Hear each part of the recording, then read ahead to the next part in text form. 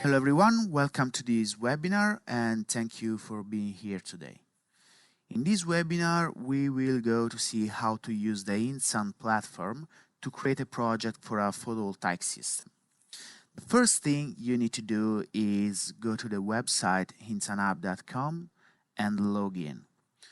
Of course, an account must be created if you don't already have one. Here you see your file manager, where you can find and edit all the projects that you have made. To create a new project, just click on the New button. At this point, the Google Map opens, and through the search bar, you can search for the address of your interest. In this case, we will choose this building here, so we will build a building with a pitched roof. Click on it to place the flag.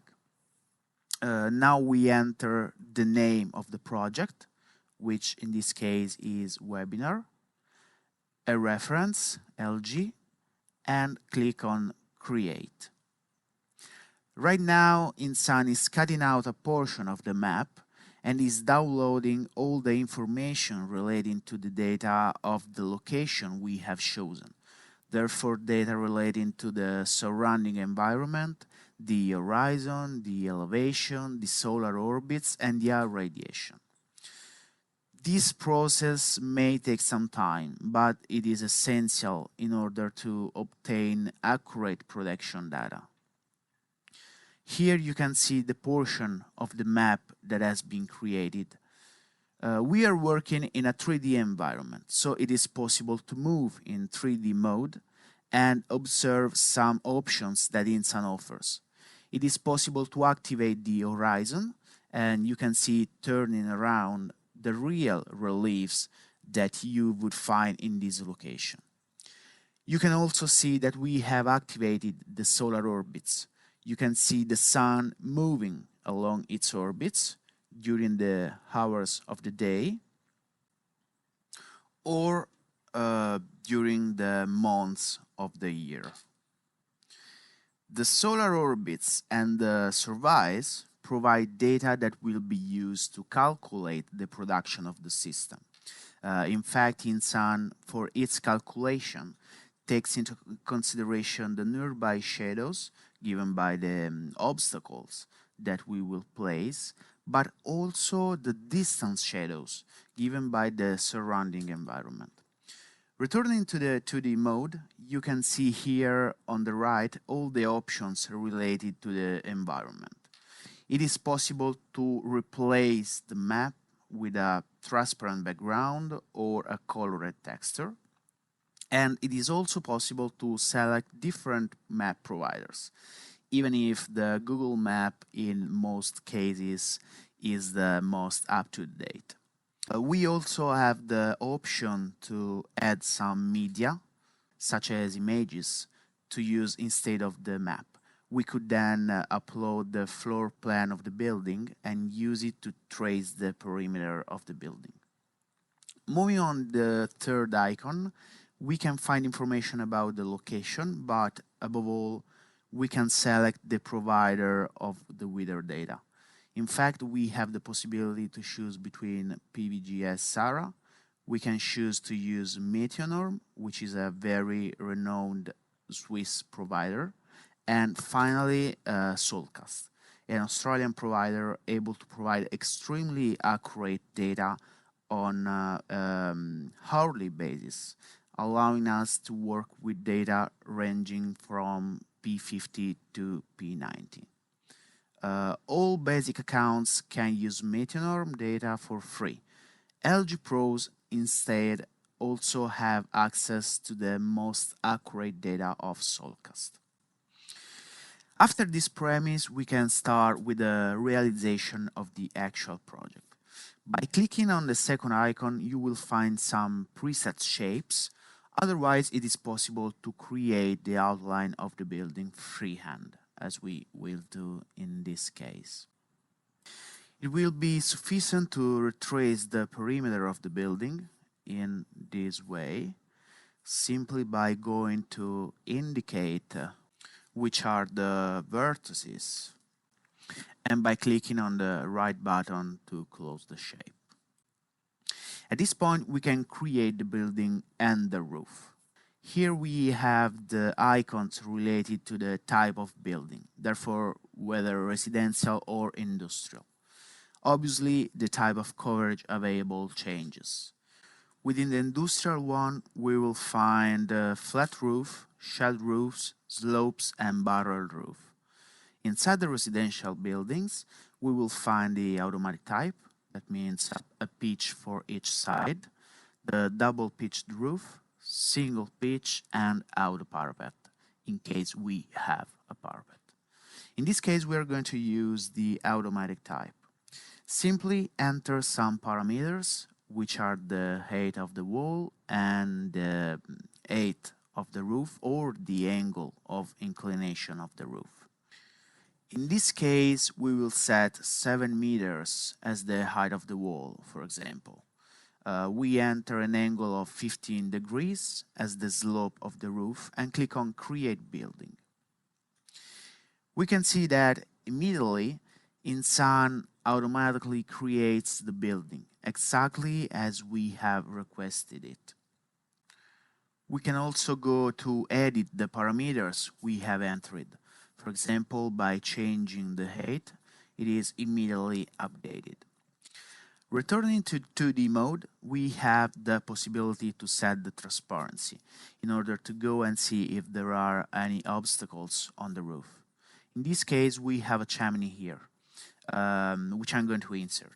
It is very important to insert the obstacles, as this creates shadows on the system, so it is essential to check whether or not there are obstruction objects. To insert them, you need to move to the last icon, where we can find all types of objects, obstacles for the roof, for vertical surfaces such as doors and windows, and also trees that obviously can create important shading above our building. In this case, we are going to insert a chimney. It is possible to edit the size of the object from here, or you can take it and drag it into the scene and change the size by clicking on this icon, then going to stretch it or enter the correct size. The same thing can be done obviously for the height in this way here.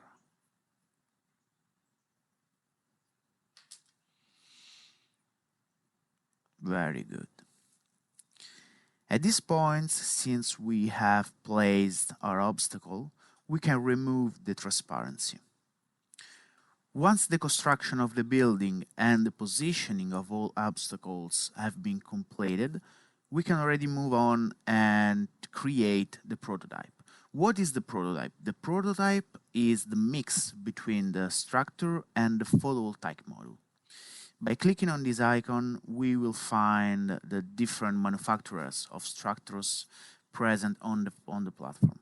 Or we can decide for a custom structure. Depending on the type of structure we need, we can enter all the necessary parameters and choose whether to use a horizontal profile or a vertical profile. By clicking on the icon on the right, we will have access to all the various module manufacturers. We will of course choose a LG module. Let's choose the Neon H Plus, which is one of the latest models released by LG. We choose the power we want, and we can see here a first information of the panel we have selected. By clicking on the information, we will be shown the complete datasheet of the module. Furthermore, InSun, by clicking on Module Preview, instantly creates a 3D model of the panel. We also have the possibility to explode it so that we can analyze the various components of the model. Once we are satisfied with our mix, we can, if you want, rename the combination and click on Create Prototype. At this point, our prototype is created and it will be placed in a list of prototypes made. In this case, the only one we have created is this one here. Now we can go and place the prototype directly on the pitch. We have two different insertion possibilities, the manual type or the automatic fitting type. In this case, we are going to use the automatic fitting. By clicking on this icon, we can highlight the pitch where we want to insert our models.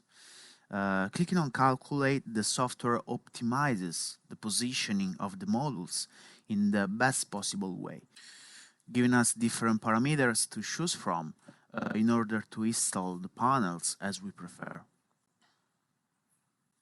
Above, we can see the number of models and the power we would get with this positioning. We could, for example, tell the software not to place more than 6 kilowatts, until we see that immediately the excess models will be removed. Or we could apply different preferences, such as creating rows of panels of no more than 4 modules, for example, leaving a space between them of 50 centimeters. Clicking on Calculate, we can see how InSun creates these rows of no more than 4 modules, leaving 50 centimeters of space between them. We can also create a custom area where to place the panels in this way. Clicking on the pitch, we can insert a lateral offset, deciding, for example, not to place modules for a space of 30 centimeters along each side. And here we will create a new working area. The same thing can be done for the obstacle, therefore deciding not to place modules for a space of 50 centimeters around our object. At this point, let's proceed with the automatic positioning of the models. Here we have a first preview. We remove the filters we have previously inserted and see how the panels will be positioned. By clicking on Place, we can see that the window relating to the new field we are creating appears. We can decide to rename the field of models that we have created, and we have the possibility to define the temperatures used, knocked or sandy as standards, or we could customize them. By clicking on Save Field, we can analyze in the 3D environment the models that have been placed on the roof. And we can obviously decide to intervene on this system by eliminating, adding, or removing some models, like for example this model here that we can easily decide to delete. At this point, the fundamental step that must be carried out is to perform the shading analysis. We have two different possibilities to carry out the shading analysis. The first is directly on the surface. So even before placing our models, we have the possibility to check if there are any shading impacts due to nearby obstacles rather than distant obstacles, thus being able to decide in advance whether or not to insert the models in a specific area. Otherwise, we can carry out the shading calculation directly on the system we have installed, as we will do in this case, by selecting our area and clicking on Simulate Shading. At this point, it is carrying out analysis developed on the hourly irradiation data of each day of the year, applied to each single cell of our system. We can now see the type of irradiation that we get and where the obstacle is going to impact. In this case, on this model here. The analysis can be even more in-depth, since InSun allows you to do an analysis at the cell level of the models, but also at the diode level. So in this case, we can see the difference having an half-cell models between one half of the module and the other. Based on this analysis, we can decide to intervene or not by placing optimizers rather than removing some models. In this case, we will going to eliminate these models in this way. By simply using the stretch command, we are going to reduce our rows. When making changes to the system, it is obviously important to recalculate the shading, as some analysis data may undergo variations. So we need to repeat the same operation again. Once we are sure of the positioning of the models, we can move on the electrical part. By clicking on this icon here and then on the field of interest, we can insert filters to choose and select the inverter that best suits us. Having in this case 19 models with a maximum power of almost 8 kilowatts, automatically InSun sets as a maximum value 8 kilowatts. We can then choose if we want a single phase or three-phase inverter and the voltage. By clicking on Go to Inverters, we can also find here the various partner and non-partners producers. In fact, by clicking on all manufacturers, we can search on all the producers present in the InSun catalog. In this case, we're going to select Fronius and we choose between one of their inverters. We will take this from 7 kilowatts with maximum power of 14, which is therefore more than enough. Clicking on Calculate, we are redirected to the page where it will be possible to assign the strings to the inverter and to the various MPPT of the inverter. InSun recommends the number of inverters needed. One in this case is enough, but we could decide to insert even more. We confirm and we can see the inverter number 1, which is our inverter, is divided into MPPT1 and MPPT2.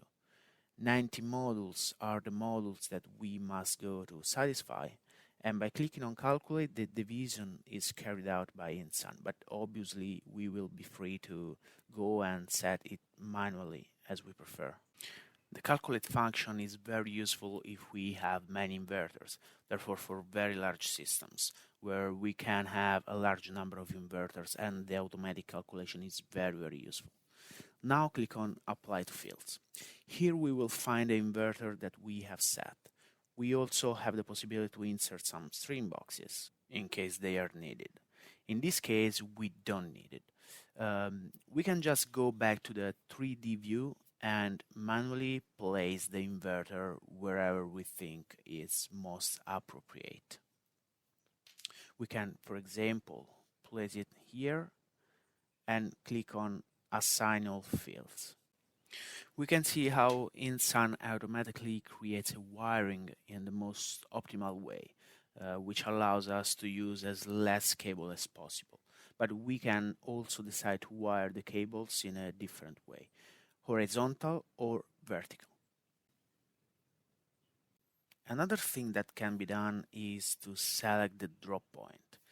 Taking this white sphere, we can place where we want the cables to be dropped, and by clicking again on Assign all fields, the wiring is reset exactly with the setting we requested.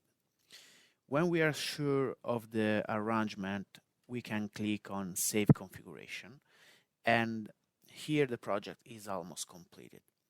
At this point, we can move on the document export part.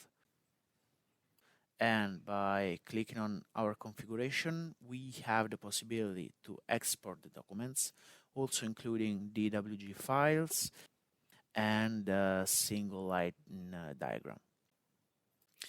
Export documents. The software reminds us that it is necessary to save it, and obviously, as with all software, it is always a good advice to save as many times as possible to avoid losing any data. Now we are redirected to the document export page. Here we can see the bill of material, that is the whole list of materials that have been used, including the connectors, the cables with the relative footage, the type of inverters we used, the modules, and so on. By clicking on Next, we move to the real part of document export.